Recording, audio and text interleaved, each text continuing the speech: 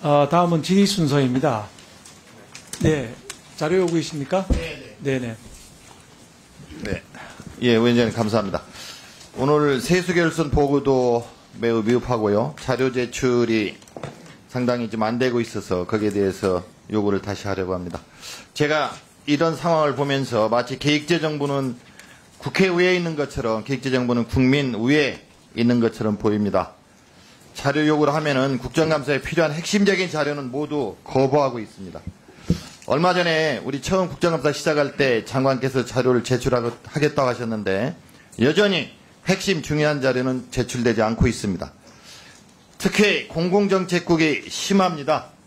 공공정책국은 공공기관의 인사를 결정하는 공공기관 운영위원회를 운영하고 있습니다.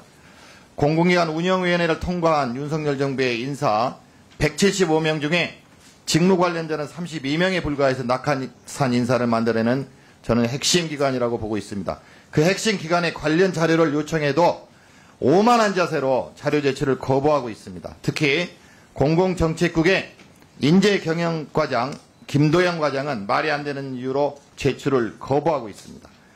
국감 자료 제출 거부로 고발을 요청합니다. 특히 공공기관의 임원 후보자 관련 인재관리 시스템의 구축 운영에 관해서는 무엇인지 알지도 못한다고 합니다. 계획재정부 직제에도 나오는 것입니다.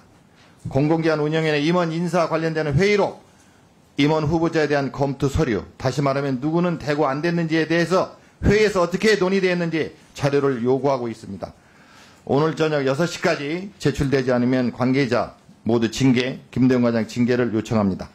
다시 한번 말씀드리지만 공공기관의 개인 비밀이 보장돼야 한다면은 기관 이름, 개인 이름 가려도 좋습니다. 자료 제출해 주십시오.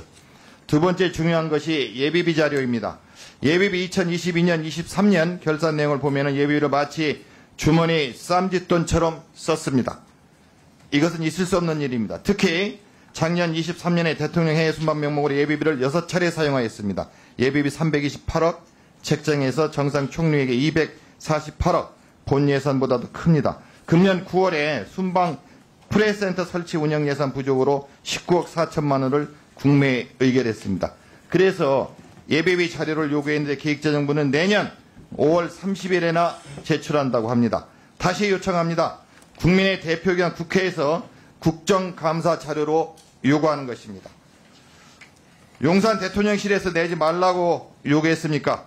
법 해석을 엉뚱하게 하지 마십시오. 예비비 전체의 사용 명세서는 예결위에서 따지도록 하겠습니다.